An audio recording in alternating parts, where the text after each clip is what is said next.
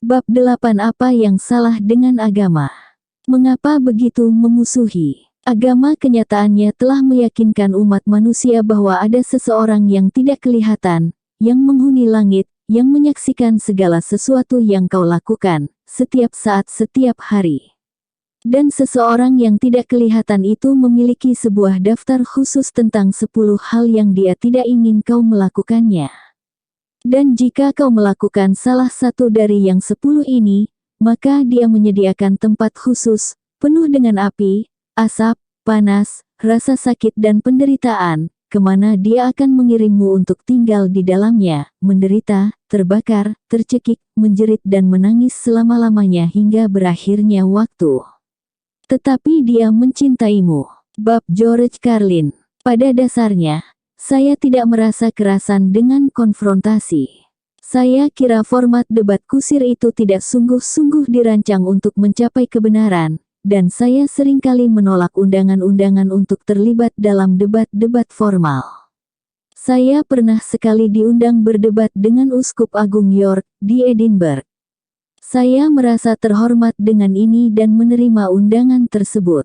Setelah debat, seorang fisikawan religius Russell Stannard dalam bukunya Doing Away with Thought menyalin sebuah surat yang pernah dia tulis untuk Observer.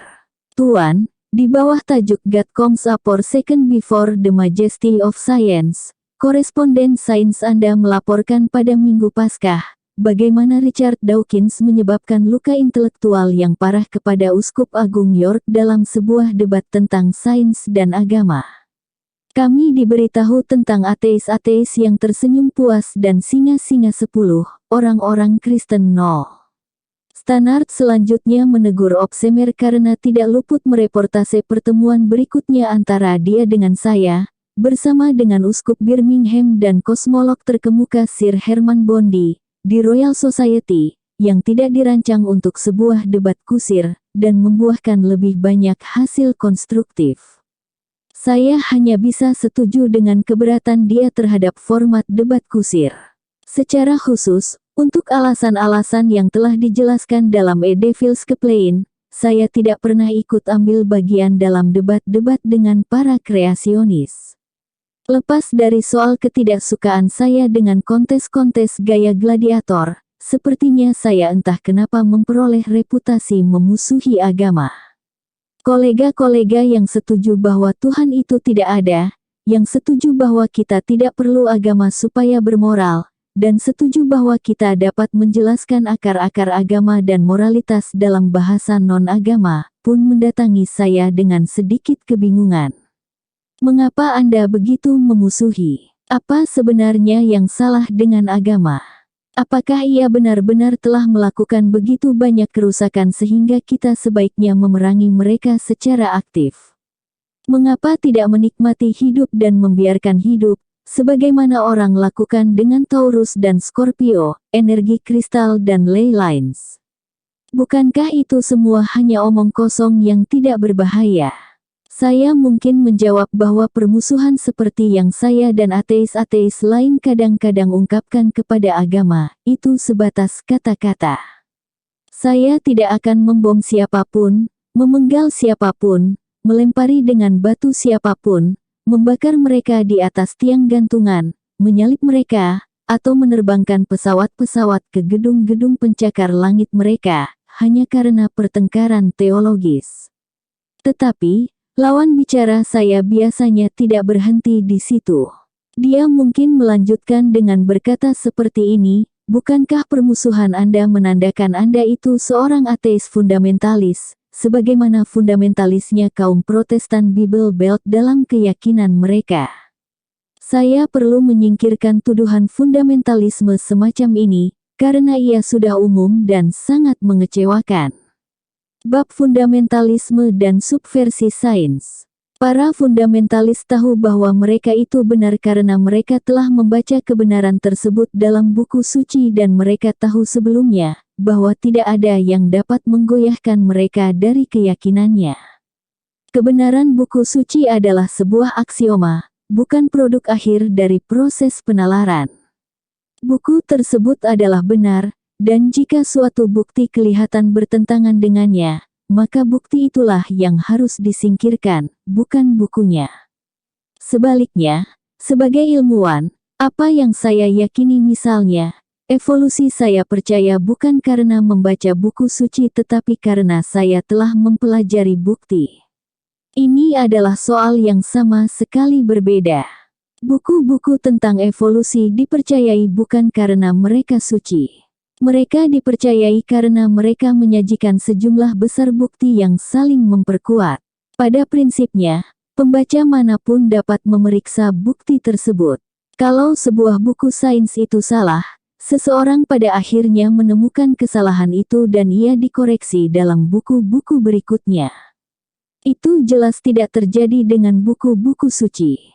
Para filsuf, khususnya yang amatir dengan pembelajaran filsafat yang sedikit, dan bahkan terutama mereka yang terjangkit relativisme budaya, mungkin membangun sebuah petunjuk keliru yang membosankan pada poin ini. Keyakinan seorang ilmuwan pada bukti itu sendiri adalah pokok keyakinan fundamentalis.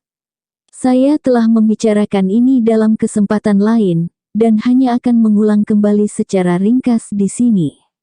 Dalam kehidupan kita, kita semua percaya pada bukti, tentang apapun yang mungkin kita akui dengan tanggung jawab filosofis kita yang masih amatir. Jika saya dituduh membunuh, dan pengacara dari pihak penuntut bertanya dingin kepada saya apakah benar saya ada di Chicago pada malam terjadinya kejahatan, saya tidak bisa menghindar dengan argumen filosofis yang berputar-putar, itu tergantung apa yang Anda maksud dengan benar. Tidak pula dengan sebuah pembelaan yang bersifat antropologis dan relativis, bahwa saya ada di Chicago. Itu hanyalah dalam pengertian ilmiah barat Anda untuk kata di.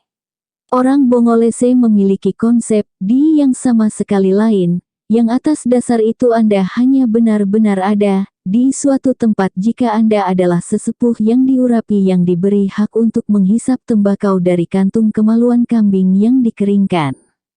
Mungkin ilmuwan-ilmuwan adalah para fundamentalis ketika mereka mendefinisikan secara abstrak apa yang dimaksud dengan kebenaran. Tetapi demikian pula setiap orang lain manapun. Saya tidak lebih fundamentalis ketika saya mengatakan evolusi itu benar, dibandingkan ketika saya mengatakan adalah benar bahwa Selandia Baru itu ada di belahan bumi selatan.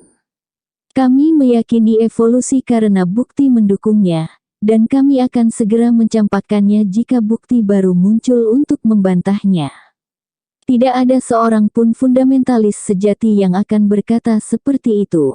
Terlampau mudah mencampur-adukkan antara fundamentalisme dengan semangat. Saya barangkali tampak bersemangat ketika saya mempertahankan teori evolusi melawan seorang kreasionis fundamentalis, tetapi ini bukan karena fundamentalisme tandingan yang saya miliki. Itu karena pembuktian teori evolusi sangatlah teguh dan saya benar-benar prihatin bahwa pendebat saya tidak memahaminya, atau, lebih sering lagi menolak mempertimbangkannya karena hal tersebut bertentangan dengan buku sucinya. Semangat saya bertambah ketika memikirkan betapa banyak para fundamentalis malang, dan mereka yang terpengaruh olehnya, tersesat. Kebenaran-kebenaran evolusi, bersama dengan banyak kebenaran-kebenaran ilmiah lainnya, begitu mempesona dan mengasyikkan. Sungguh betapa tragisnya meninggal dengan menyia-nyiakan itu semua. Tentu saja itu membuat saya bersemangat. Betapa tidak, tetapi kepercayaan saya pada teori evolusi bukan fundamentalisme, dan ia bukan keimanan, karena saya tahu apa yang mungkin mengubah pandangan saya, dan saya akan senang melakukan itu jika suatu bukti yang tak terhindarkan tersedia. Itu benar-benar terjadi. Saya sebelumnya pernah bercerita tentang seorang sesepuh yang disegani dari Departemen Zoologi Oxford ketika saya masih sarjana. Selama bertahun-tahun dia begitu percaya, dan mengajarkan bahwa sistem Golgi ciri mikroskopik sel interior tidaklah nyata, sebuah artefak, sebuah ilusi. Setiap Senin sore, sudah menjadi kebiasaan bagi seluruh departemen mendengarkan ceramah penelitian yang disampaikan oleh seorang dosen tamu.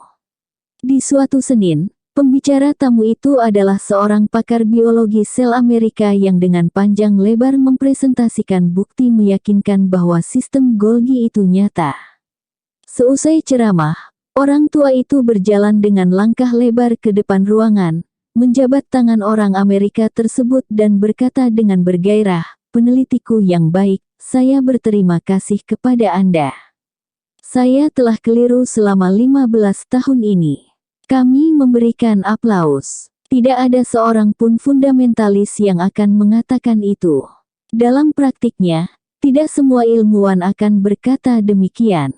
Tetapi semua ilmuwan menyebut itu sebagai sebuah ideal, tidak seperti, katakanlah, para politisi yang mungkin akan menganggap itu sebagai perubahan opini. Ingatan akan peristiwa yang saya gambarkan itu masih membekas pada diri saya. Sebagai seorang ilmuwan, saya memusuhi agama fundamentalis karena ia secara aktif mengganggu ikhtiar ilmiah. Ia mengajarkan kita agar tidak mengubah pandangan kita, dan agar tidak ingin mengetahui hal-hal menarik yang dapat diketahui. Ia mensubversi sains dan melemahkan intelek. Contoh paling menyedihkan yang saya tahu adalah tentang seorang pakar geologi Amerika Kurt Wiese, yang sekarang memimpin Center for Origins Research di Bryan College, Dayton, Tennessee. Bukan kebetulan bahwa Bryan College diberi nama belakang William Jennings Bryan, perintis guru sains John Scopes di Monkey Trail Dayton tahun 1925. Wiese memenuhi ambisi masa kecilnya untuk menjadi profesor geologi di Universitas Sungguhan, sebuah universitas yang motonya adalah berpikir kritis, bukannya moto oksimoron yang ditampilkan di website Bryan, berpikir kritis dan biblikal. Kenyataannya, dia memperoleh gelar sungguhan di bidang geologi di University of Chicago, yang disusul dengan 2 gelar lebih tinggi di bidang geologi dan paleontologi di Harvard di mana dia belajar di bawah Stephen Jay Gould. Dia seorang ilmuwan muda yang sangat kompeten dan sungguh menjanjikan, yang dengan baik meretas jalannya meraih impian mengajar sains dan melakukan penelitian di universitas yang layak. Lalu tragedi menimpa. Tragedi itu datang, bukan dari luar tetapi dari dalam pikirannya, pikiran yang dengan fatal diruntuhkan dan dilumpuhkan oleh pendidikan keagamaan fundamentalis masa kecil yang mengharuskan dia meyakini bahwa bumi, tema kuliahnya selama pendidikan geologi di Chicago dan Harvard, berusia kurang dari 10.000 tahun. Dia terlalu pandai untuk tidak mengakui pertentangan frontal antara agamanya dan sainsnya, dan konflik dalam pikirannya itu membuat dia semakin cemas. Suatu hari, dia tidak lagi merasa tertekan, dan dia mengakhiri masalah tersebut dengan sebuah gunting. Dia meraih Bible dan memeriksa seluruhnya dengan sungguh-sungguh, memotong setiap paragraf yang perlu dibuang jika pandangan dunia ilmiah itu benar. Di akhir pekerjaan yang tanpa pamrih dan melelahkan ini, hanya sedikit yang tersisa dari Biblenya sehingga, mencoba sebisaku, dan bahkan dengan memanfaatkan margin-margin yang padat tak tersisa. Halaman-halaman teks Bible, saya sadar tidaklah mungkin memahami Bible tanpa menyobeknya menjadi 2. Saya harus memutuskan antara evolusi dan teks Bible. Entah teks Bible yang benar dan evolusi yang salah ataukah evolusi benar dan saya harus melemparkan teks Bible pada malam itulah saya mengakui firman Tuhan dan menolak semua yang mungkin bertentangan dengannya, termasuk evolusi. Dengan itu, dengan kesedihan yang dalam, saya membakar hangus semua mimpi dan harapan saya terhadap sains. Saya paham itu sangat menyedihkan, tetapi sementara kisah sistem Golgi membuat saya tergugah dengan adanya penghargaan dan kebahagiaan, kisah Kurt Wiese jelas konyol dan memuakkan. Luka tersebut, bagi karir dan kebahagiaan hidupnya adalah menyiksa diri, yang sungguh tidak perlu dan sungguh mudah diabaikan. Yang diperlukan hanyalah menyingkirkan Bible, atau menafsirkannya secara simbolis, atau alegoris, seperti para teolog melakukannya. Sebaliknya dia bersikap fundamentalis dan menyingkirkan sains, bukti dan rasio, bersama dengan seluruh mimpi dan harapannya. Barangkali yang unik dibandingkan fundamentalis lain, Kurt Wiese itu jujur, kejujuran yang mengejutkan dan menyakitkan. Beri dia Templeton Prize, dia mungkin menjadi pemenang pertama yang benar-benar tulus. Wiese mengangkat ke permulaan apa yang secara rahasia terjadi di kedalaman, dalam pikiran para fundamentalis umumnya, ketika mereka berhadapan dengan bukti ilmiah yang bertentangan dengan keyakinan mereka. Simak pidatonya berikut ini. Walaupun terdapat alasan-alasan ilmiah untuk mengakui bumi yang muda, saya adalah seorang kreasionis berusia muda karena itulah pemahaman saya atas kitab suci. Ketika saya bersama dengan profesor-profesor saya beberapa tahun lalu saat saya di perguruan tinggi, jika semua bukti di alam semesta menolak kreasionisme, sayalah orang pertama yang akan mengakuinya. Tetapi saya akan tetap sebagai seorang kreasionis karena itulah yang ditunjukkan oleh firman Tuhan, disinilah saya berdiri. Dia tampaknya mengutip Luther ketika dia menempelkan tesis-tesisnya di pintu gereja di Wittenberg, tetapi Kurt Wiese yang malang mengingatkanku akan Winston Smith tahun 1984, yang berjuang mati-matian untuk percaya bahwa 2 ditambah 2 sama dengan 5 jika Big Brother ketua gengnya mengatakan demikian. Winston bagaimanapun teraniaya. Penerimaan sekaligus dua keyakinan yang berseberangan. Oleh Wiese tidak datang dari imperatif siksaan fisik tetapi dari imperatif, tampaknya tidak bisa disangkal oleh sebagian orang, iman keagamaan, mungkin sebentuk siksaan mental. Saya memusuhi agama karena sesuatu yang ia lakukan terhadap Kurt Wiese. Dan jika ia melakukan itu kepada seorang pakar geologi didikan Harvard, bayangkan saja apa yang dapat ia lakukan kepada orang lain yang kurang berbakat dan kurang siap. Agama fundamentalis niscaya memporak-porandakan pendidikan ilmiah bagi ribuan pikiran muda yang penuh semangat, berniat baik dan polos. Agama yang bijak dan tidak fundamentalis mungkin tidak melakukan itu. Tetapi ia menjadikan dunia ini aman bagi fundamentalisme dengan cara mempengaruhi anak-anak, sejak usia dini, bahwa tidak mempertanyakan keimanan adalah suatu kesolehan. Bab sisi gelap absolutisme. Di bab sebelumnya, ketika mencoba menjelaskan perubahan zeitgeist moral, saya menyebut-nyebut sebuah konsensus yang tersebar luas di antara orang-orang baik yang tercerahkan dan liberal. Saya membuat asumsi optimis bahwa kita semua umumnya setuju dengan konsensus ini, sebagian lebih setuju dari yang lain, dan saya berharap sebagian besar orang membaca buku ini, entah mereka beragama atau tidak.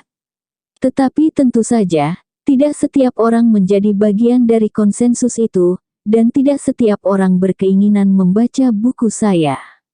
Perlu diakui bahwa absolutisme belum berakhir. Kenyataannya, ia menguasai pikiran sejumlah besar orang di dunia dewasa ini. Yang paling berbahaya adalah di dunia Muslim dan di dalam teokrasi Amerika yang tengah tumbuh. Lihat buku Kelvin Philip tentang sebutan itu. Absolutisme yang demikian hampir selalu berasal dari iman keagamaan yang kuat, dan ia menjadi alasan utama anggapan bahwa agama dapat menjadi kekuatan jahat di dunia. Salah satu hukuman paling berat di dalam Perjanjian Lama adalah yang dijatuhkan untuk penghinaan terhadap agama. Ini masih berlaku di negara-negara tertentu. Bab 295C Hukum Pidana Pakistan menetapkan hukuman mati untuk pidana jenis ini. Tanggal 18 Agustus tahun 2001, Dr. Younis Sheikh, seorang dokter medis dan dosen, divonis mati karena penodaan terhadap agama.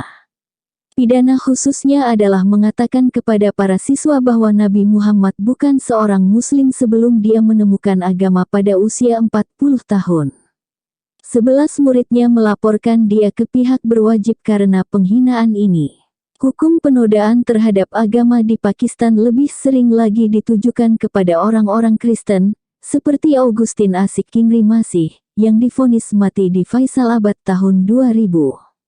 Masih sebagai Kristiani, tidak diperbolehkan menikahi kekasihnya karena dia adalah Muslim, dan yang luar biasa, hukum Pakistan dan hukum Islam tidak memperbolehkan seorang perempuan Muslim menikah dengan seorang laki-laki non-Muslim.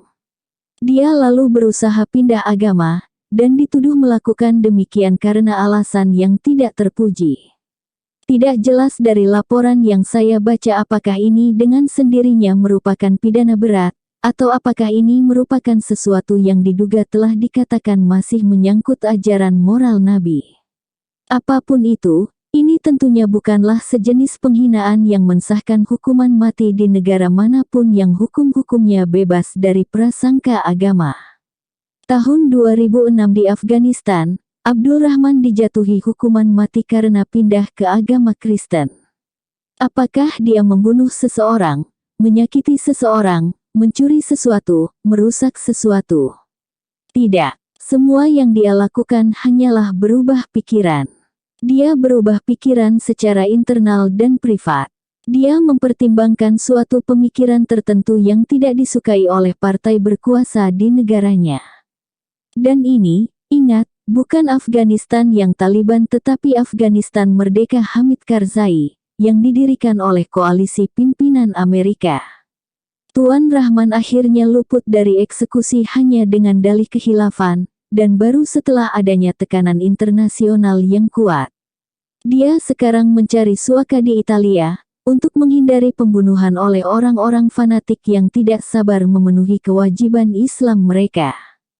Masih merupakan satu pasal dalam konstitusi Afghanistan Merdeka bahwa hukuman bagi kemurtadan adalah mati.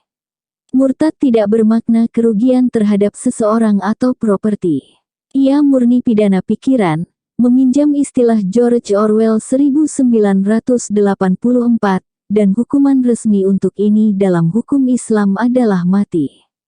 Tanggal 3 September tahun 1992, untuk mengambil sebuah contoh di mana ini benar-benar dilaksanakan, Sadiq Abdul Karim Malaloh dihukum pancung di depan umum di Arab Saudi setelah terbukti bersalah atas kemurtadan dan penodaan agama. Saya pernah bertemu, ditayangkan di televisi, dengan Sir Iqbal Sakrani, yang di bab 1 disebut sebagai tokoh Muslim moderat Britania. Saya menantang dia dalam soal hukuman mati sebagai hukuman untuk kemurtadan. Dia merasa tidak nyaman dan berkelit-kelit, tetapi tidak bisa menolak atau mengecamnya. Dia terus berusaha mengubah tema pembicaraan, sambil mengatakan itu tidak penting. Inilah orang yang diberi gelar Knight oleh pemerintahan Britania karena telah memajukan hubungan antar iman yang baik. Tetapi, cobalah untuk tidak membanggakan negara-negara Kristen. Belum lama pada tahun 1922 di Britania, John William Gott dijatuhi hukuman 9 bulan kerja paksa karena penodaan terhadap agama. Dia membandingkan Yesus dengan badut. Hampir tidak bisa dipercaya, pidana penodaan agama masih ada dalam Kitab Undang-Undang Britania, dan pada 200A sekelompok Kristiani berusaha mempidanakan penodaan agama yang dilakukan BBC karena menayangkan Jerry Springer The Opera. Di Amerika Serikat beberapa tahun belakangan, kata-kata Taliban Amerika mulai muncul, dan searching Google yang cepat menjalinkan lebih dari selusin website yang menggunakan kata-kata itu. Kutipan-kutipan yang mereka kumpulkan, dari pemimpin-pemimpin keagamaan Amerika dan politisi-politisi berbasis iman, mengingatkan pada prasangka picik, kekejaman tanpa perasaan dan kekejian terang-serangan Taliban Afgan, Ayatullah Khomeini dan para pemegang wewenang Wahabi di Arab Saudi. Halaman web bernama Taliban Amerika adalah sumber yang luar biasa kaya berisikan kutipan-kutipan gila dan sangat kasar, dimulai dengan yang paling sempurna dari seorang bernama Ann Coulter, yang rekan-rekan Amerika meyakinkan saya bahwa itu bukan nama samaran. Kita sebaiknya menjajah negeri-negeri mereka, membunuh pemimpin-pemimpin mereka dan membuat mereka pindah ke agama Kristen. Pernak-pernik lainnya berasal dari seorang anggota Kongres Bob Dornan. Jangan gunakan kata gay kecuali sebagai singkatan dari God Ain't Yet, yakni belum dapat bantuan. Jenderal William G. Boykin, George Bush tidak dipilih oleh mayoritas pemilih di Amerika Serikat. Dia ditunjuk oleh Tuhan dan yang lebih tua, kebijakan lingkungan terkenal dari Sekretaris Dalam Negeri pada masa Ronald Reagan. Kita tidak perlu melindungi lingkungan. Kedatangan kedua kembalinya Yesus tinggal menunggu waktu. Taliban Afgan dan Taliban Amerika adalah dua contoh bagus dari apa yang terjadi ketika orang-orang memperlakukan kitab suci mereka secara harfiah dan serius. Semua itu memungkinkan terbentuknya secara modern dan menakutkan suatu kehidupan di bawah teokrasi Perjanjian Lama.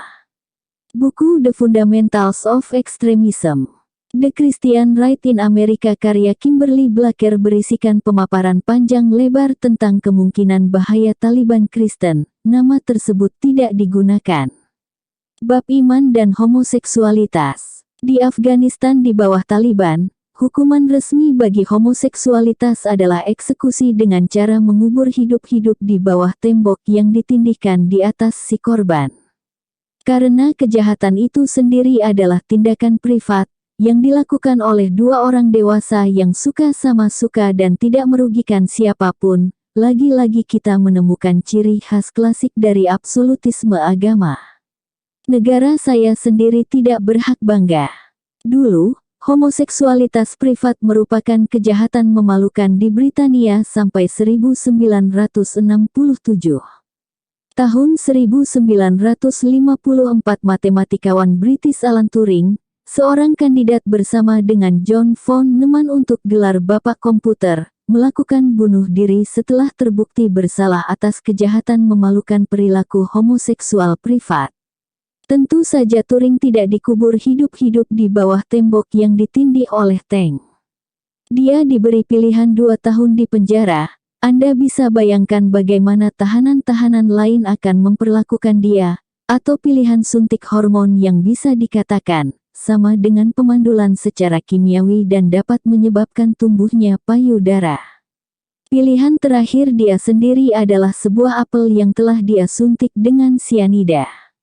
Sebagai seorang intelek yang sangat berperan dalam memecahkan kode-kode enigma Nazi, Turing mungkin memberikan kontribusi lebih besar dalam mengalahkan Nazi daripada Eisenhower atau Churchill.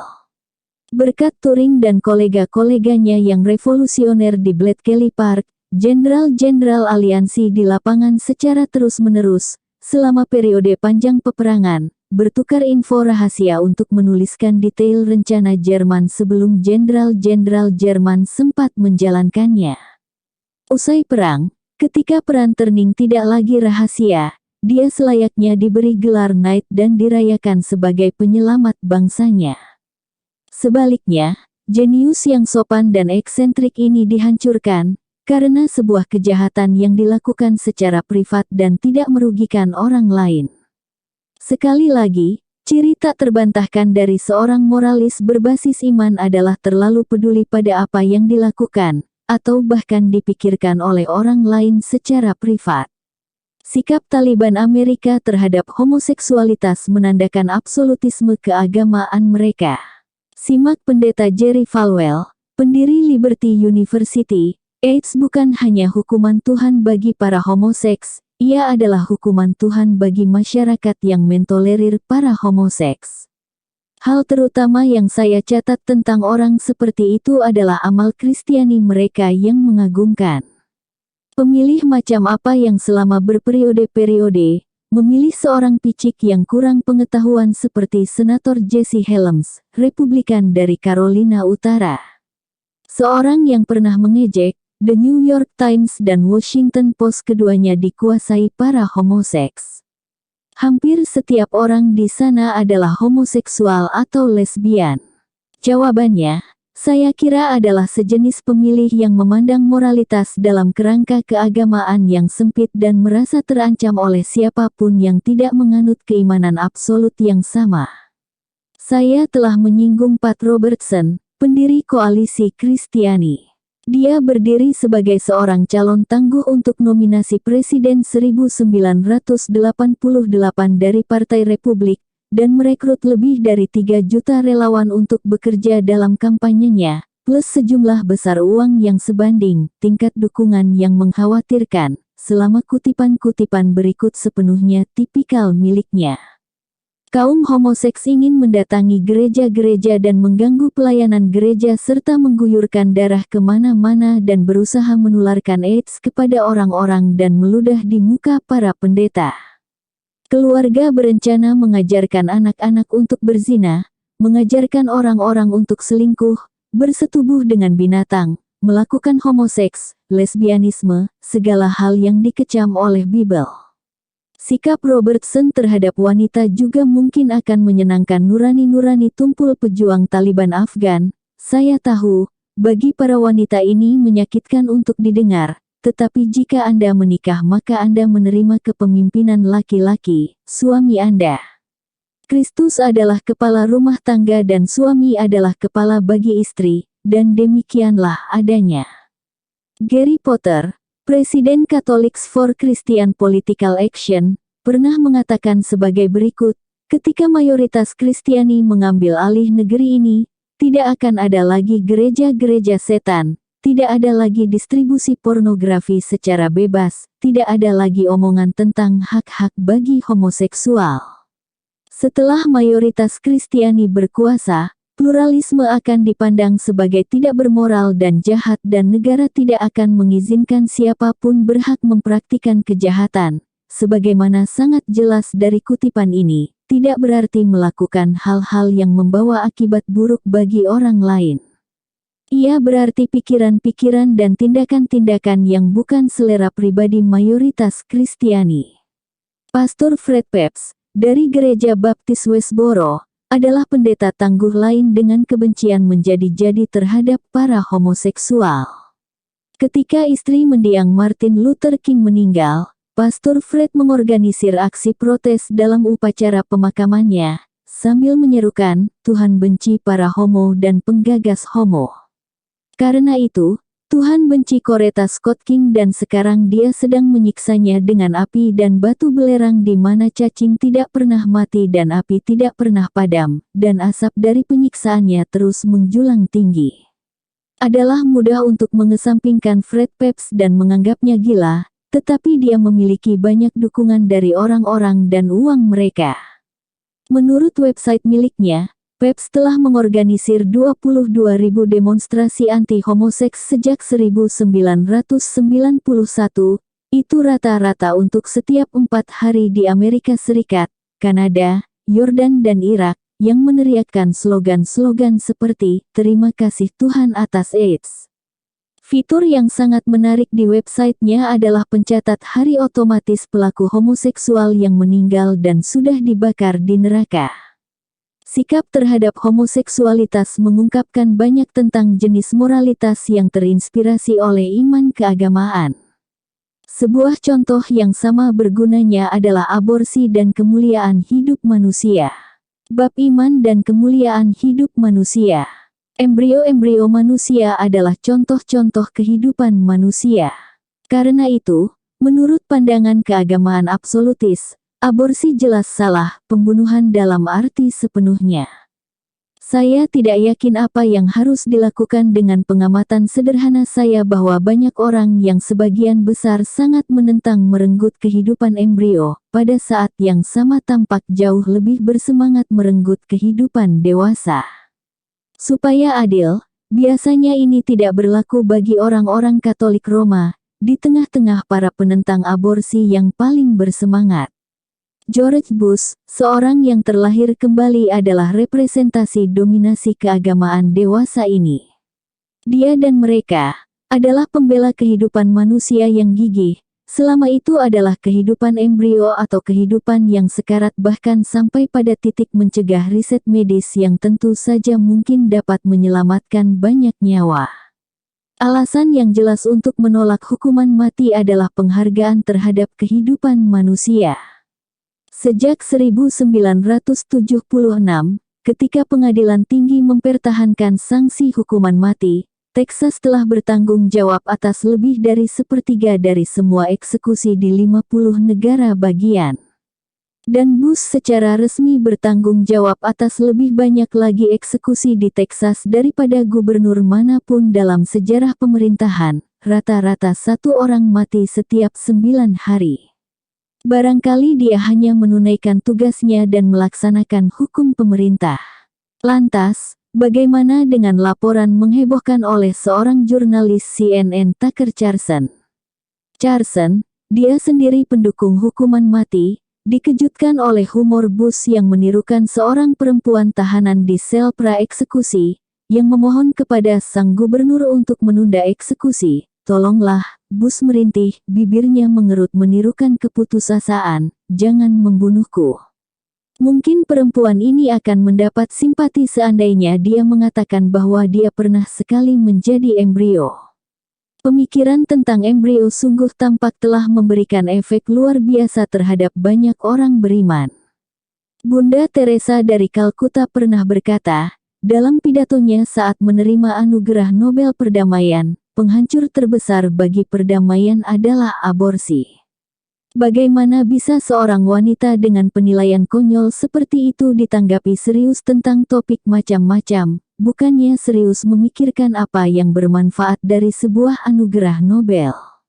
Siapapun yang terbujuk untuk terlibat oleh Bunda Teresa yang munafik dan sok suci itu sebaiknya membaca buku Christopher Hitchens The Missionary Position Mother Teresa in Theory and Practice. Kembali ke Taliban Amerika, simaklah pernyataan Randall Terry pendiri Operation Rescue, sebuah organisasi untuk mengintimidasi para penyedia layanan aborsi. Ketika saya atau orang-orang seperti saya beroperasi di negeri ini, maka sebaiknya kalian berlarian, karena kami akan menemukan kalian, mengadili kalian, dan menghukum kalian. Saya bersungguh-sungguh dengan kata-kata ini. Saya akan menjadikan bagian dari misi saya memastikan bahwa mereka diadili dan dieksekusi. Terry di sini menunjuk kepada para dokter yang menyediakan layanan aborsi, dan inspirasi Kristianinya dengan jelas ditunjukkan dalam statement-statement lain. Saya hanya ingin kalian dipenuhi rasa permusuhan. Saya ingin kalian dipenuhi rasa benci. Ya, benci itu bagus. Cita-cita kita adalah sebuah bangsa Kristiani. Kita memiliki tugas biblikal, kita dipanggil oleh Tuhan untuk menaklukkan negeri ini. Kita tidak ingin jatah tayang yang sama. Kita tidak menginginkan pluralisme. Cita-cita kita mesti sederhana. Kita harus memiliki sebuah bangsa Kristiani yang dibangun di atas hukum Tuhan, berdasarkan 10 perintah, tidak ada tawar-menawar. Ambisi untuk mencapai apa yang hanya bisa disebut negara fasis Kristen ini adalah sepenuhnya ciri khas Taliban Amerika. Ia adalah cerminan yang nyaris tepat dari negara fasis Islam yang diperjuangkan dengan penuh semangat oleh banyak orang di bagian lain dunia ini. Randall Terry belum memiliki kekuasaan politik. Tetapi tidak ada satupun pengamat dalam lanskap politik Amerika pada saat penulisannya, 2006, dapat memberikan perasaan optimis. Seorang konsekuensialis atau utilitarian sangat mungkin mendekati persoalan aborsi ini dengan cara yang sangat berbeda, dengan berusaha menekankan aspek penderitaan. Apakah embrio itu menderita?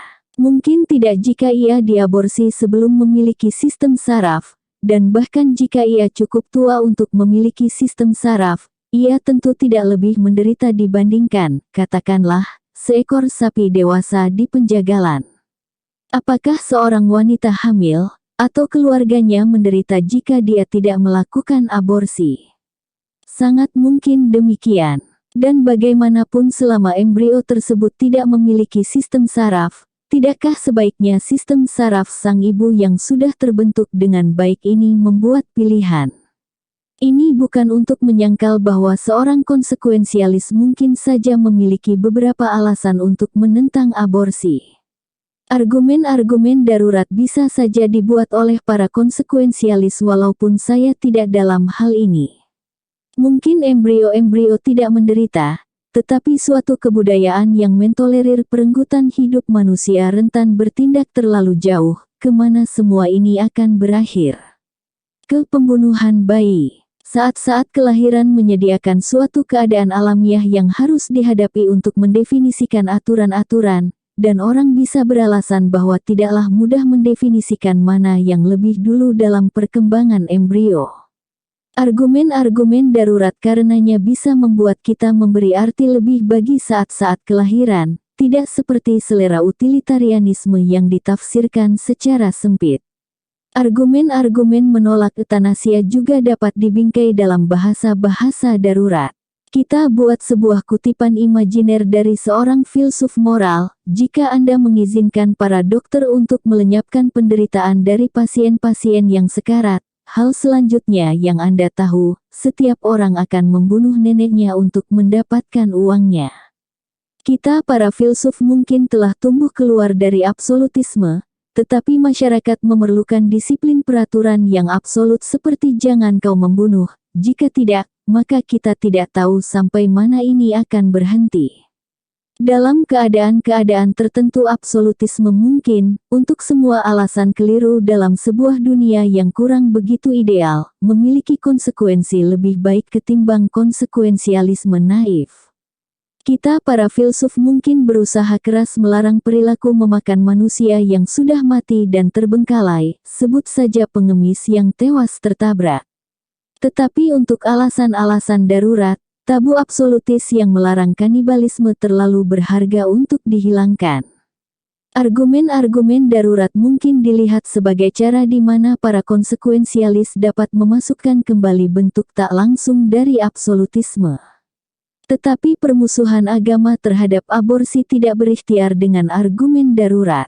Bagi mereka, isu tersebut lebih sederhana. Sebuah embrio adalah seorang bayi, membunuhnya berarti pembunuhan, dan habis perkara, diskusi bubar. Banyak hal muncul sebagai konsekuensi dari pendirian absolutis ini. Pertama, penelitian sel pokok embrio harus dihentikan, terlepas potensi keberhasilannya bagi ilmu kedokteran, karena ia berakibat pada kematian sel-sel embrio. Inkonsistensinya menjadi jelas kalau Anda mempertimbangkan bahwa masyarakat sudah menerima IVF, in vitro fertilization, di mana para dokter secara rutin menstimulasi wanita-wanita untuk memproduksi telur-telur lebih, untuk difertilisasi, dibuahi di luar tubuh. Sejumlah besar zigot yang sehat dihasilkan, yang 2 atau 3 di antaranya lalu diimplantasikan di dalam rahim. Harapannya adalah bahwa 1 atau mungkin 2 di antaranya dapat bertahan. IVF, karena itu, membunuh embrio-embrio di 2 tahap prosedur tersebut, dan masyarakat pada umumnya tidak mempersoalkan ini. Selama 25 tahun, IVF telah menjadi prosedur standar untuk mewujudkan kebahagiaan dalam kehidupan pasangan yang belum punya anak. Para absolutis keagamaan, bagaimanapun, dapat mempersoalkan IVF. Guardian edisi tanggal 3 Juni tahun 2005 mengangkat sebuah kisah aneh di bawah headline Christian couples answer call to save embryos left by IVF. Pasangan Kristiani menjawab panggilan untuk menyelamatkan embrio-embrio sisa IVF. Kisah tersebut adalah tentang sebuah organisasi bernama Snowflakes yang berjuang menyelamatkan embrio-embrio lebih yang tersisa di klinik-klinik IVF. Kami sungguh merasa seakan-akan Tuhan memanggil kami untuk mencoba memberikan kepada salah satu dari embrio-embrio ini, anak-anak ini, kesempatan hidup, kata seorang wanita di negara bagian Washington, yang anak keempatnya berasal dari persekutuan mengejutkan yang dijalin oleh kaum Kristiani konservatif dengan dunia bayi tabung. Khawatir dengan persekutuan tersebut, suaminya sudah berkonsultasi dengan seorang ketua gereja, yang menasihatkan, jika kamu ingin membebaskan budak, terkadang kamu harus bernegosiasi dengan pedagang budak. Saya heran apa yang mungkin dikatakan orang ini jika mereka tahu bahwa kebanyakan embrio seperti itu terlahir keguguran. Barangkali ini sebaiknya dilihat sebagai sejenis quality control alamiah. Jenis pemikiran keagamaan tertentu tidak bisa melihat perbedaan moral antara membunuh kerumunan sel mikroskopik di satu sisi, dan membunuh dokter yang sudah dewasa di sisi lain. Saya sudah mengutip Randall Terry dan Operation Rescue. Mark Juergens Meyer, dalam bukunya yang mengerikan Terror in the Mind of God, mencetak sebuah foto pendeta Michael Bray dengan temannya pendeta Paul Hill, memegang sebuah spanduk bertuliskan, "Apakah salah menghentikan pembunuhan terhadap bayi-bayi tak berdosa?" Keduanya terlihat baik, pria muda yang cukup terdidik, dengan senyuman memikat, berpakaian sederhana, bertolak belakang dengan orang dungu dengan mata terbelalak. Namun mereka dan kawan-kawannya dari AOG, Army of God, tentara Tuhan berurusan dengan soal membakar klinik-klinik aborsi, dan mereka tidak merahasiakan keinginan mereka untuk membunuh para dokter. Tanggal 29 Juli tahun 1944, Paul Hill meraih sebuah senapan dan membunuh Dr. John Britton dan pengawalnya James Barrett di luar klinik Britton di Pensacola, Florida. Dia lalu menyerahkan diri ke polisi, sambil berkata dia telah membunuh seorang dokter untuk mencegah kematian bayi-bayi tak berdosa di masa depan. Michael Bray membela aksi-aksi demikian dengan fasih dan selalu tampak sangat bermoral, sebagaimana saya temui ketika saya mewawancarainya di Taman Umum Colorado Springs untuk film dokumenter televisi saya tentang agama. Sebelum masuk ke pertanyaan tentang aborsi, saya mengukur moralitas Bray yang berbasis Bible dengan menanyakan beberapa pertanyaan persiapan. Saya mengatakan bahwa hukum Bible memvonis mati para gigolo dengan cara dilempari batu. Saya kira dia menolak contoh khas ini sebagai sesuatu yang jelas berlebihan, tetapi dia membuat saya terkejut. Dia senang dan setuju bahwa, setelah proses hukum yang selayaknya, gigolo-gigolo itu sebaiknya dieksekusi. Saya lalu mengatakan bahwa Paul Hill, dengan dukungan penuh dari Bray, tidak mengikuti proses hukum yang selayaknya tetapi malah main hakim sendiri dan membunuh seorang dokter. Bray membela aksi rekan pendetanya dengan kata-kata yang sama ketika dia dulu diwawancara oleh Juergens Meyer, dengan membuat pembedaan antara pembunuhan balasan, untuk dokter pensiun, dan membunuh dokter praktek sebagai cara untuk mencegah dia membunuh bayi-bayi terus-menerus. Saya lalu mengemukakan kepadanya bahwa, walaupun ketulusan iman Paul Hill tak diragukan lagi, masyarakat mungkin akan terpuruk ke dalam anarki yang mengerikan jika setiap orang membuat keyakinan pribadi supaya bisa main hakim sendiri, dan bukannya mematuhi hukum negara. Tidakkah sebuah cara yang benar mencoba mengubah hukum secara demokratis? Bray menjawab, "Baik, ini adalah masalah ketika kita tidak memiliki hukum yang benar-benar sejati. Ketika kita memiliki hukum yang dibuat oleh manusia dengan terburu-buru dan tanpa pertimbangan sebagaimana kita lihat dalam kasus hukum tentang hak-hak aborsi, yang dipaksakan kepada masyarakat oleh para hakim." Kami lalu masuk ke sebuah argumen tentang konstitusi Amerika dan tentang dari mana hukum-hukum itu berasal. Sikap Bray terhadap soal-soal tersebut menjadi sangat mirip dengan kaum militan Muslim yang tinggal di Britania yang secara terbuka menyatakan diri hanya terikat oleh hukum Islam, bukan oleh hukum-hukum yang diakui secara demokratis di negara adopsi mereka. Tahun 2003 Paul Hill dieksekusi untuk pembunuhan Dr. Britton dan pengawalnya, dengan mengatakan bahwa dia akan melakukannya lagi demi menyelamatkan yang belum terlahirkan. Menanti tak sabar kematiannya karena kasus hukum tersebut, dia berkata dalam konferensi pers, "Saya yakin, dengan eksekusi ini, negara akan menjadikanku seorang martir." Pendukung anti-aborsi sayap kanan yang memprotes eksekusi tersebut bergabung dalam aliansi tak suci Unholy Alliance dengan para penentang hukuman mati dari sayap kiri yang mendesak Gubernur Florida, Jeb Bush, untuk menghentikan kemartiran Paul Hill. Mereka memberikan alasan masuk akal bahwa pembunuhan judisial atas Hill sesungguhnya akan mendorong lebih banyak lagi pembunuhan, suatu hasil yang sebaliknya dari efek pencegah yang dianggap dimiliki oleh hukuman mati tersebut. Hill sendiri selalu tersenyum menuju ruang eksekusi, sambil berkata, "Saya mengharapkan balasan yang sangat besar di surga. Saya tak sabar menanti keagungan." Dia menganjurkan agar orang-orang sebaiknya menerima alasan kekerasannya. Mengantisipasi serangan balasan atas kemartiran Paul Hill, polisi meningkatkan kewaspadaan ketika dia dieksekusi, dan individu-individu berbeda yang terkait dengan kasus tersebut menerima surat-surat ancaman yang disertai peluru. Semua masalah yang sangat menjengkelkan ini berasal dari perbedaan persepsi yang sederhana. Ada orang yang karena pendirian keagamaan mereka, menganggap aborsi itu pembunuhan dan bersiap untuk membunuh demi membela embrio-embrio, yang mereka sebut bayi-bayi. Di sisi lain ada pendukung-pendukung aborsi yang sama tulusnya, yang memiliki pendirian keagamaan berbeda, atau tanpa agama, di samping ajaran moral konsekuensialis yang teliti dan apik.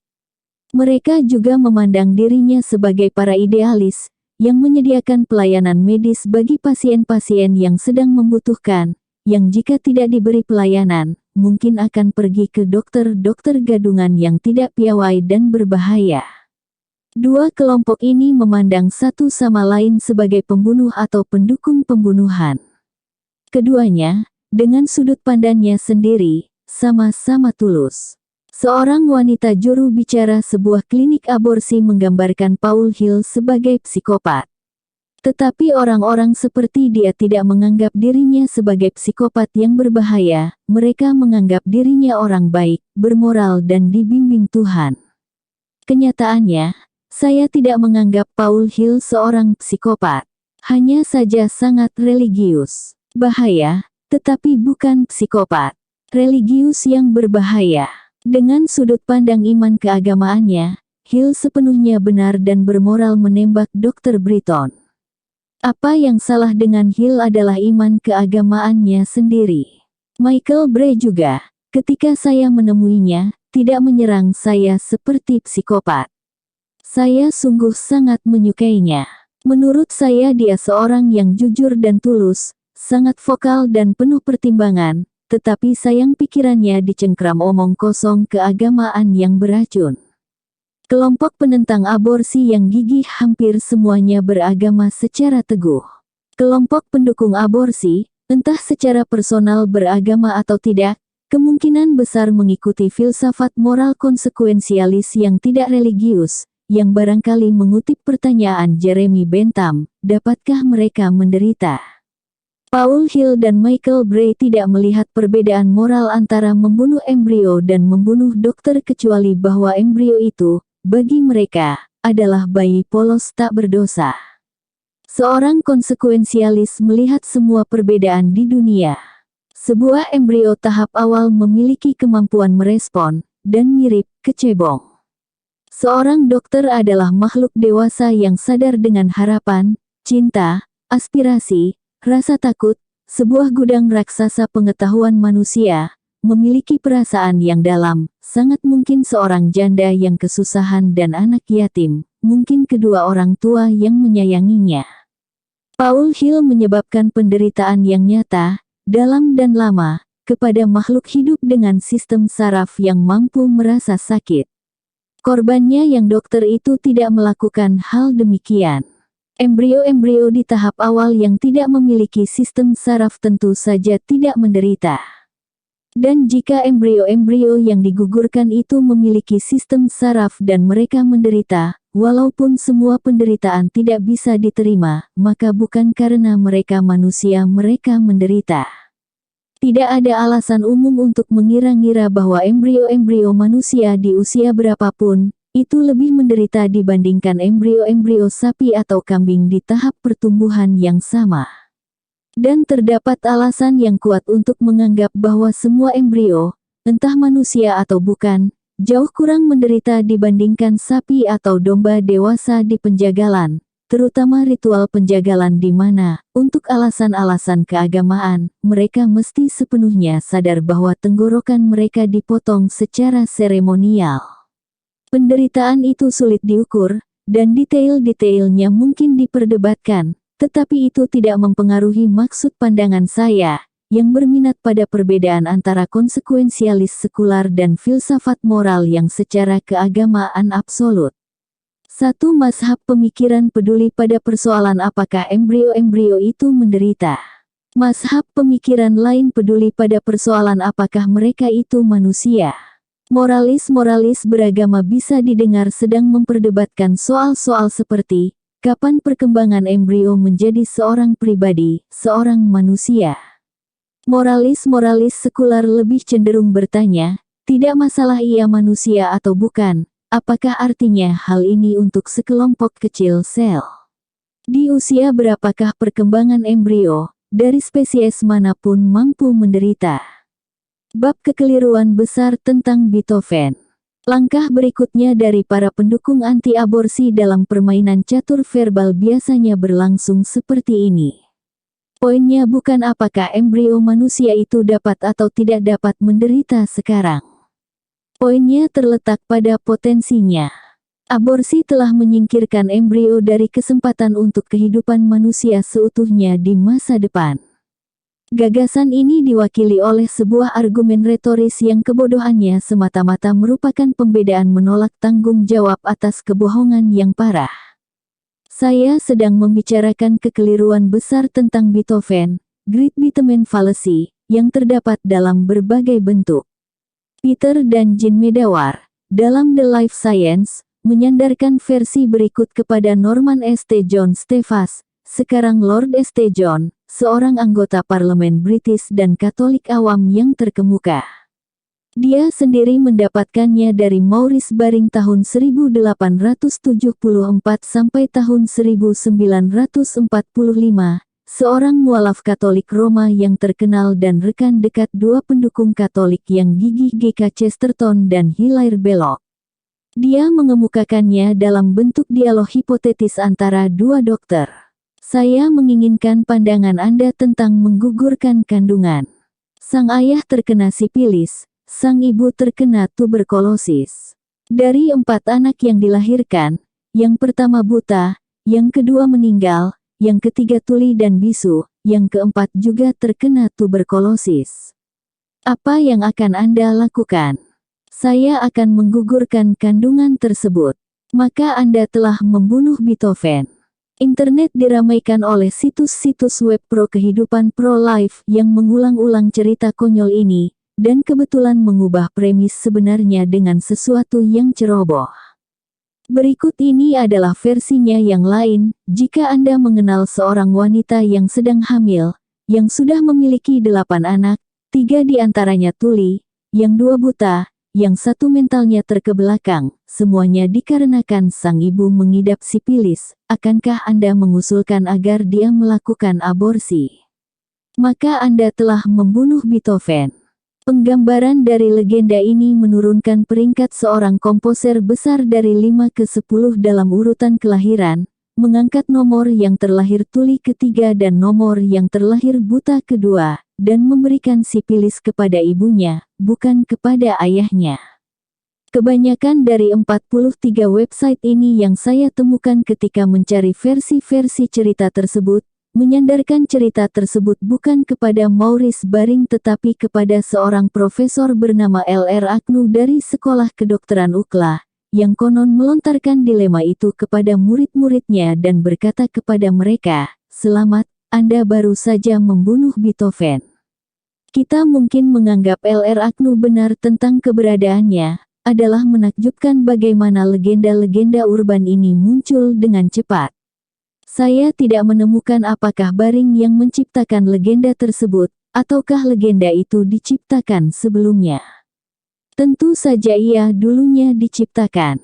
Namun itu sepenuhnya keliru. Yang benar adalah Ludwig van Beethoven bukan anak ke-9 atau anak ke-5 dari orang tuanya. Dia adalah yang tertua, tepatnya anak nomor 2, tetapi kakaknya meninggal saat masih bayi, sebagaimana umum saat itu dan sejauh yang diketahui, dia tidak buta, tuli, bisu, atau terkebelakang secara mental. Tidak ada bukti bahwa salah satu orang tuanya mengidap sipilis, walaupun benar bahwa ibunya akhirnya meninggal karena tuberkulosis. Banyak yang mengalami demikian saat itu. Ini sesungguhnya adalah legenda urban, suatu kebohongan yang sengaja disebarkan oleh orang-orang dengan maksud terselubung. Tetapi fakta bahwa itu bohong bukanlah poin yang hendak dibicarakan. Bahkan jika itu bukan kebohongan, argumen yang disimpulkan darinya adalah argumen yang sangat buruk. Peter dan Jin Medawar tidak perlu meragukan kebenaran cerita tersebut untuk menunjukkan kesalahan argumennya. Penalaran di balik argumen dangkal yang menyebalkan ini benar-benar menyesatkan, karena kecuali jika ditunjukkan bahwa terdapat hubungan kausal antara memiliki ibu yang mengidap tuberkulosis dan ayah sipilis dengan melahirkan seorang jenius berbakat musisi, dunia tidak lagi mungkin kekurangan seorang Beethoven disebabkan aborsi ketimbang murni menahan diri dari bersetubuh. Penolakan Medawar yang menohok ini tidak terjawab. Meminjam plot salah satu cerita pendek Roald Dahl yang muram, sebuah keputusan untung-untungan untuk tidak melakukan aborsi pada tahun 1888 memberikan kita seorang Adolf Hitler. Tetapi Anda sungguh membutuhkan sedikit kecerdasan, atau mungkin kebebasan dari sejenis latar belakang pendidikan keagamaan tertentu, untuk sampai pada poin ini. Dari 43 website pro kehidupan yang mengutip satu versi dari legenda Beethoven yang ditemukan dalam searching Google saya, tidak seorang pun memperhatikan ketidaklogisan dalam argumen tersebut. Semua situs itu perlu diketahui, semuanya adalah situs religius tertipu mentah-mentah oleh suatu kekeliruan. Salah satunya bahkan mengakui Medawar sebagai sumbernya. Begitu bersemangatnya orang-orang ini meyakini kekeliruan yang ramah terhadap keimanan mereka, sehingga mereka bahkan tidak memperhatikan bahwa Medawar mengutip argumen tersebut semata-mata untuk menolaknya. Sebagaimana dengan benar dikemukakan oleh Medawar, kesimpulan logis untuk argumen potensi menjadi manusia adalah bahwa kita secara potensial merenggut jiwa manusia dari anugerah eksistensi setiap kali kita gagal mendapat kesempatan berhubungan seks. Setiap penolakan terhadap tawaran berhubungan seks dengan seorang individu subur, menurut logika pro kehidupan yang bebal ini, adalah sama dengan membunuh anak yang potensial yang mungkin lahir. Bahkan menolak pemerkosaan mungkin bisa dianggap sebagai pembunuhan bayi potensial, dan perlu diketahui banyak dari mereka yang mengkampanyekan pro kehidupan itu menentang aborsi bahkan untuk wanita yang diperkosa secara brutal. Argumen Beethoven, dapat kita lihat dengan jelas adalah logika yang sangat buruk. Kedunguannya yang tidak masuk akal terangkum dengan sangat baik dalam sebuah lagu merdu Setiap Air Mani Adalah Suci yang dinyanyikan oleh Michael Palin, dengan paduan suara yang terdiri dari ratusan anak-anak, dalam film Monty Python The Meaning of Life. Jika Anda belum melihatnya, silahkan lihat. Kekeliruan besar tentang Beethoven adalah contoh tipikal dari jenis logika berantakan yang kita pakai ketika pikiran kita dibuat over oleh absolutisme agama. Sekarang perhatikan bahwa pro kehidupan sama sekali tidak secara rigid mengandung arti pro kehidupan. Ia berarti pro kehidupan manusia. Pengakuan hak-hak istimewa bagi sel-sel spesies Homo sapiens sulit didamaikan dengan fakta mengenai evolusi. Sebagaimana lazim diakui, ini tidak mengkhawatirkan para anti-aborsionis yang tidak paham bahwa evolusi adalah fakta. Tetapi izinkan saya secara singkat menghuraikan argumen tersebut untuk keuntungan para aktivis anti-aborsi yang mungkin tidak begitu awam terhadap sains. Pandangan evolusi itu sangat sederhana. Perasaan kasihan pada sel-sel embrio tidak bisa memberikan kepadanya status moral apapun yang mutlak terputus. Tidak bisa demikian, karena kontinuitas kita yang evolusioner dengan simpanse, dan lebih jauh lagi dengan setiap spesies di planet ini.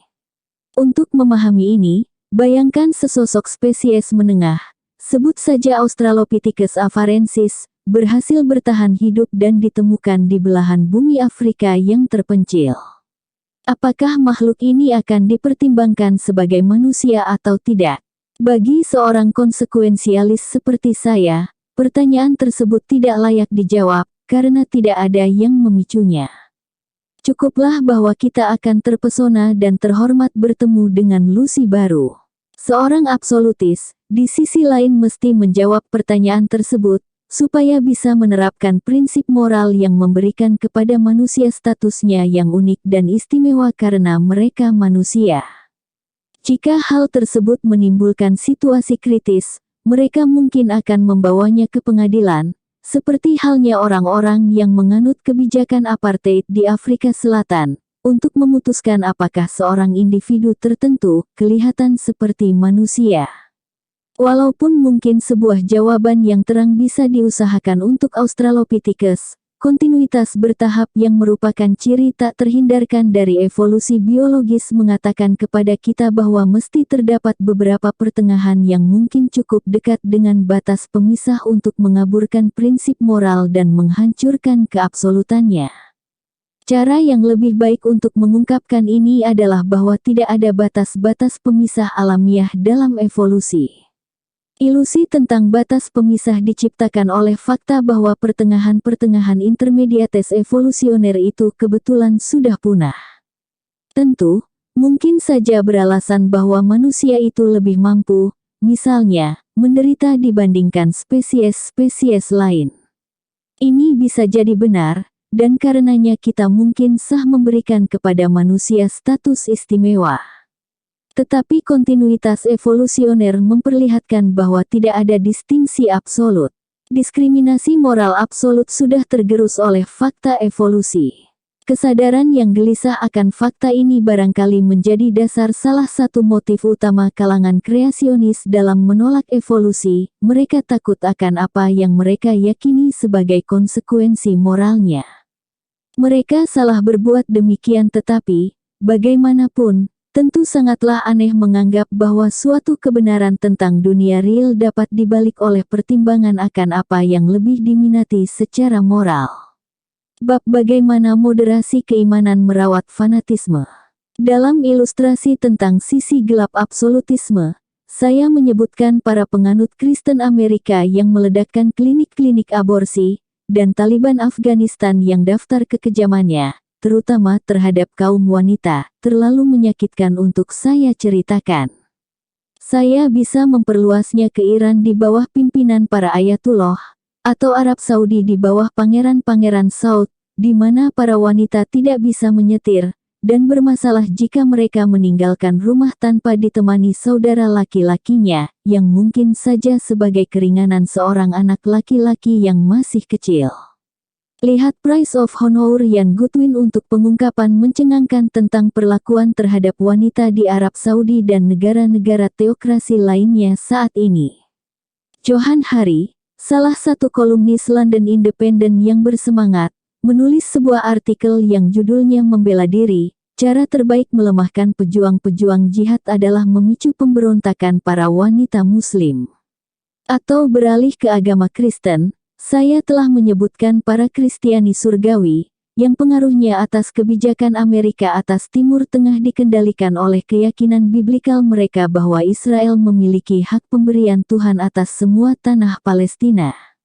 Beberapa Kristiani surgawi bertindak lebih jauh dan benar-benar menginginkan perang nuklir karena mereka menafsirkan itu sebagai Armageddon, yang menurut penafsiran mereka atas kitab Revelation yang aneh namun populer itu akan mempercepat kedatangan kedua. Saya tidak bisa melampaui komentar mencemaskan dari Sam Harris dalam Letter to a Christian Nation. Karenanya, tidaklah berlebihan mengatakan bahwa jika kota New York tiba-tiba dilalap bola api, maka sebagian besar rakyat Amerika mungkin akan melihat secercah harapan di antara kepulan asap dari ledakan berikutnya, karena hal itu menunjukkan kepada mereka bahwa hal terbaik yang akan terjadi pastilah terjadi, yakni kembalinya Kristus. Ini sebaiknya sudah sangat jelas bahwa keyakinan-keyakinan jenis ini akan sedikit membantu kita menciptakan masa-masa depan yang langgeng, secara sosial, ekonomi, lingkungan, atau geopolitik. Bayangkan konsekuensinya jika berbagai komponen penting pemerintahan Amerika Serikat benar-benar percaya bahwa dunia ini pasti berakhir dan bahwa berakhirnya itu menakjubkan. Kenyataan bahwa hampir separuh dari rakyat Amerika tampaknya mempercayai ini, murni berdasarkan dogma agama, sebaiknya dipertimbangkan sebagai darurat moral dan intelektual. Maka, ada juga orang-orang yang iman keagamaannya membuat mereka berada di luar konsensus zeitgeist moral saya yang tercerahkan. Mereka mewakili apa yang telah saya sebut sebagai sisi gelap absolutisme, dan mereka seringkali disebut kaum ekstremis. Tetapi tujuan saya dalam bagian ini adalah bahwa agama yang halus dan moderat sekalipun membantu menciptakan iklim keyakinan di mana ekstremisme tumbuh subur. Juli tahun 2005, London menjadi korban serangan bom bunuh diri massal, 3 bom di subway dan satunya lagi di bis. Tidak seburuk serangan World Trade Center 2001, dan tentu saja bukannya tidak terduga sebelumnya, kenyataannya London telah bersiap-siap untuk peristiwa itu sejak Blair menawarkan kami menjadi relawan dalam invasi Bush atas Irak, namun demikian ledakan-ledakan di kota London telah menakutkan Britania. Koran-koran dipenuhi dengan penilaian-penilaian mencemaskan tentang apa yang mendorong 4 orang anak muda meledakkan diri dan merenggut banyak nyawa orang tak berdosa bersamanya. Para pembunuh itu adalah warga Britania, pecinta kriket dan tahu sopan santun, anak-anak muda yang pertemanannya mungkin disukai orang-orang. Mengapa anak-anak muda pecinta kriket ini melakukannya?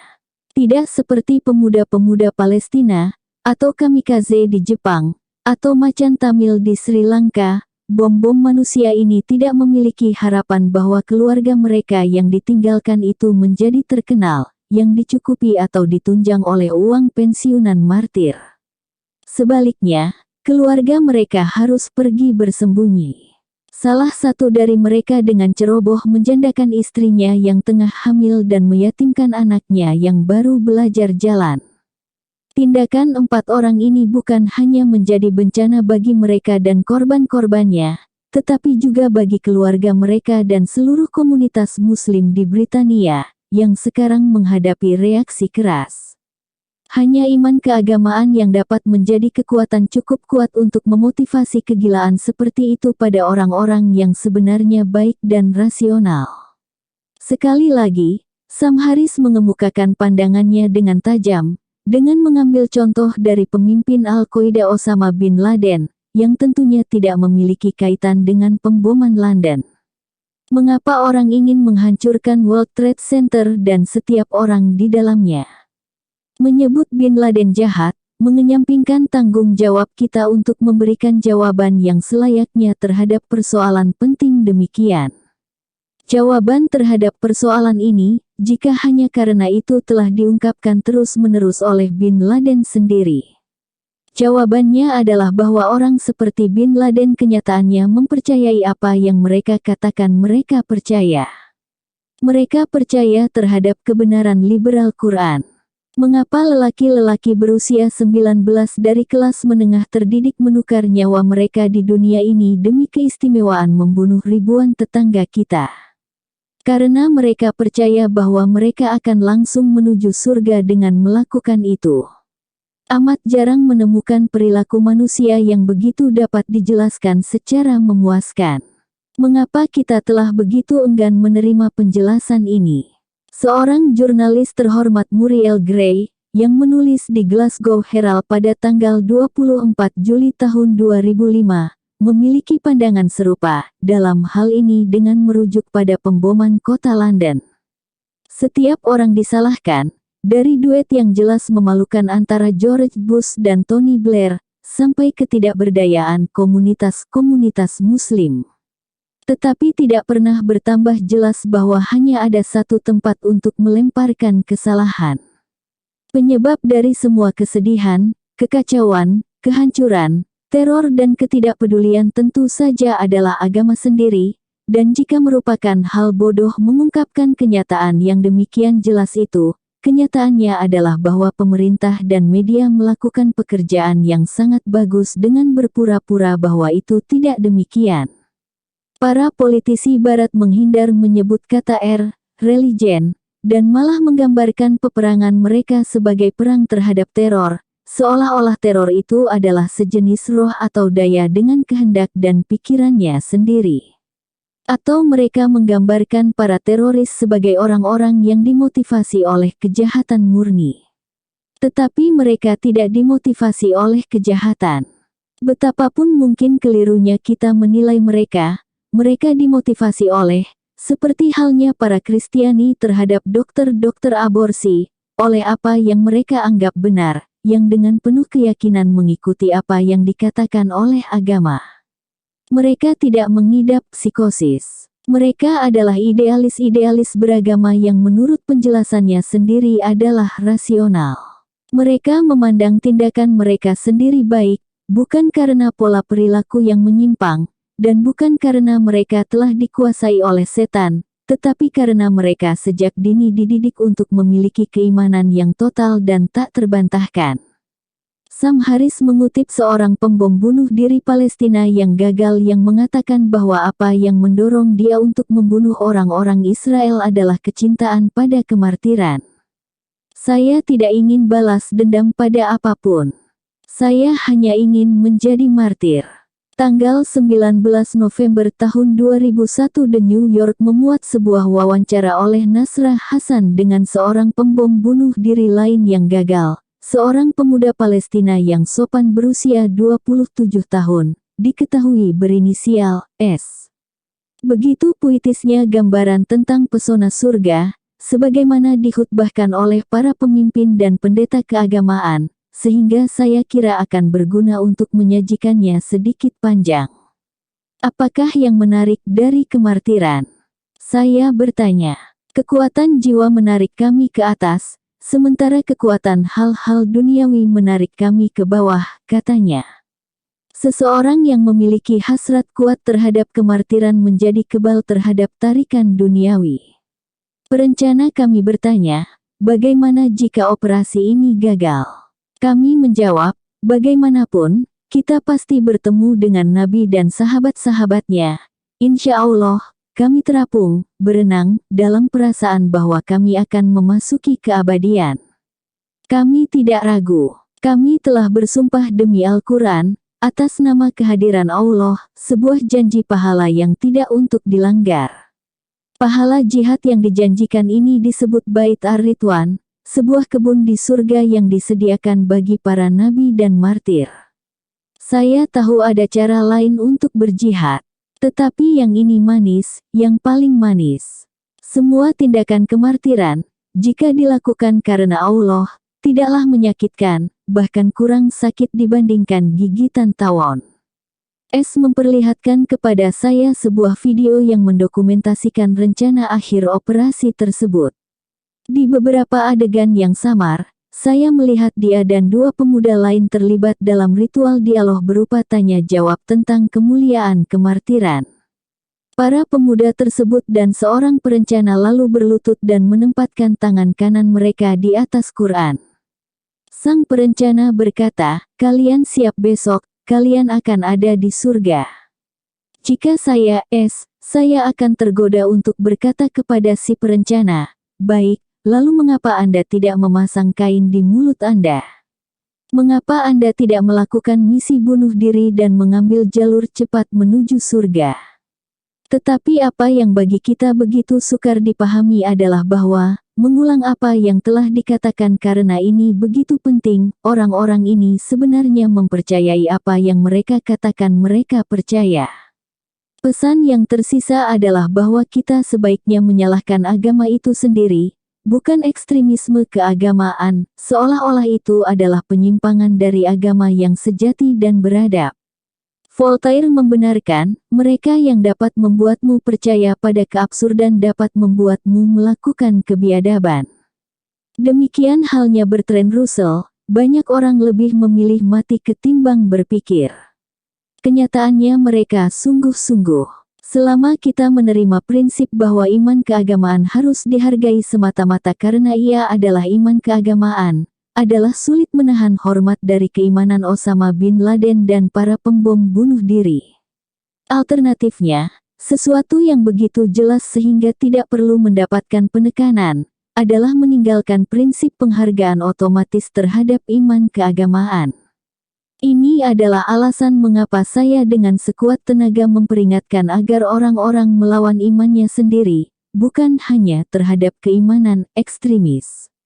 Ajaran-ajaran agama moderat, walaupun tidak ekstremis pada dirinya, adalah undangan terbuka kepada ekstremisme. Mungkin bisa dikatakan bahwa tidak ada yang khusus tentang iman keagamaan di sini. Cinta patriotis terhadap negara atau kelompok etnis juga dapat membuat dunia ini aman bagi ekstremisme versinya sendiri, bukankah begitu? Ya, itu bisa, sebagaimana dengan kamikaze di Jepang dan macan Tamil di Sri Lanka. Tetapi iman keagamaan adalah peredam kalkulasi rasional yang ampuh, yang biasanya tampak mengungguli semua hal lain.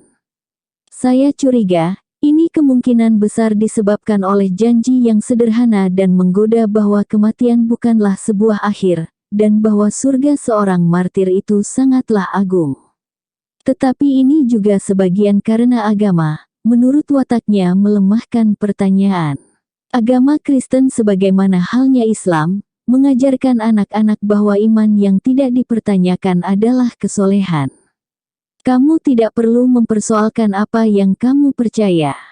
Jika seseorang mengungkapkan bahwa ini adalah bagian dari imannya, masyarakat yang lain, entah dari keimanan yang sama atau yang berbeda, atau tidak beriman, diwajibkan menurut kebiasaan yang telah berurat akar untuk menghargainya tanpa pertanyaan. Hargailah iman ini hingga hari ia menjelma dalam bentuk pembantaian mengerikan seperti penghancuran World Trade Center, atau pemboman kota London atau Madrid. Lalu muncul pernyataan-pernyataan tidak terkait dengan pelaku, ketika para pendeta dan pemimpin-pemimpin komunitas yang memilih mereka membentuk barisan dan menjelaskan bahwa ekstremisme ini adalah penyimpangan dari keimanan sejati. Tetapi bagaimana bisa terjadi penyimpangan keimanan, jika keimanan yang tidak mempunyai justifikasi objektif, tidak memiliki standar yang bisa dibuktikan untuk disimpangkan? 10 tahun lalu, Ibn Warok dalam bukunya yang bagus I Am Not a Muslim mengungkapkan hal serupa dari titik tolak seorang sarjana ahli Islam. Sebenarnya, judul alternatif yang bagus untuk buku Warok adalah The Myth of Moderate Islam, yang merupakan judul dari sebuah artikel yang lebih baru dalam London Spectator tanggal 30 Juli tahun 2005 oleh sarjana lain, Patrick Sukhedo, Direktur Institute for the Study of Islam and Christianity. Tidak diragukan lagi bahwa mayoritas Muslim dewasa ini menjalani hidup mereka tanpa menempuh jalan kekerasan, karena Quran itu seperti kumpulan ayat-ayat pilihan yang bercampur. Jika Anda ingin perdamaian, Anda dapat menemukan ayat-ayat yang menenteramkan. Jika Anda ingin perang, Anda dapat menemukan ayat-ayat permusuhan. Sukhedo selanjutnya menjelaskan bagaimana para sarjana Islam, supaya bisa menangani banyak kontradiksi yang mereka temukan dalam Quran, mengembangkan prinsip pembatalan abrogation, yang dengan itu teks-teks belakangan mengungguli teks-teks sebelumnya. Sayangnya, surat-surat yang menenteramkan dalam Quran sebagian besar lebih dulu, berasal dari periode Muhammad di Mekah. Ayat-ayat yang paling bermusuhan cenderung berasal dari periode kemudian, setelah Muhammad hijrah ke Madinah. Hasilnya adalah bahwa mantra Islam adalah damai sudah usang hampir 1400 tahun lalu. Hanya sekitar 13 tahun Islam adalah kedamaian dan tidak lain kecuali kedamaian. Bagi orang-orang Muslim radikal saat ini, sebagaimana bagi para ahli hukum abad pertengahan yang mengembangkan Islam klasik, adalah lebih tepat dikatakan bahwa Islam adalah perang. Salah satu kelompok Islam paling radikal di Britania, Al-Ghuraba, membuat pernyataan tidak lama sesudah 2 pemboman kota London, siapapun orang Muslim yang menyangkal bahwa teror itu adalah bagian dari Islam, adalah kafir. Kafir adalah tidak percaya, yaitu non-Muslim, sebuah sebutan penghinaan yang kasar. Mungkinkah anak-anak muda yang melakukan bunuh diri itu bukan salah satu faksi masyarakat Muslim Britania, bukan pula mengikuti penafsiran eksentrik dan ekstrim atas keimanan mereka, melainkan bahwa mereka berasal dari jantung sesungguhnya dari komunitas Muslim dan dimotivasi oleh penafsiran Islam mainstream. Lebih umum lagi, dan ini tidak kurang berlakunya bagi Kristen dibandingkan Islam, apa yang benar-benar parah adalah perbuatan mengajarkan anak-anak bahwa iman itu sendiri adalah kesolehan. Iman adalah kejahatan, tepatnya karena ia tidak mensyaratkan justifikasi dan tidak mengizinkan argumentasi.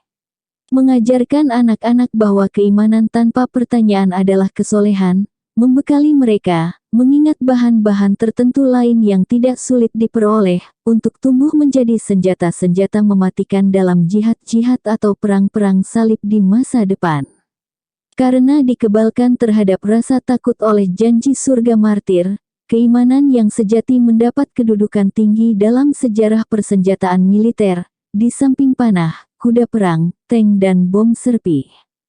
Jika anak-anak diajarkan untuk mempertanyakan dan memikirkan keimanan mereka, dan bukan diajarkan keutamaan iman yang tanpa pertanyaan, mungkin mereka tidak menjadi para pembom bunuh diri.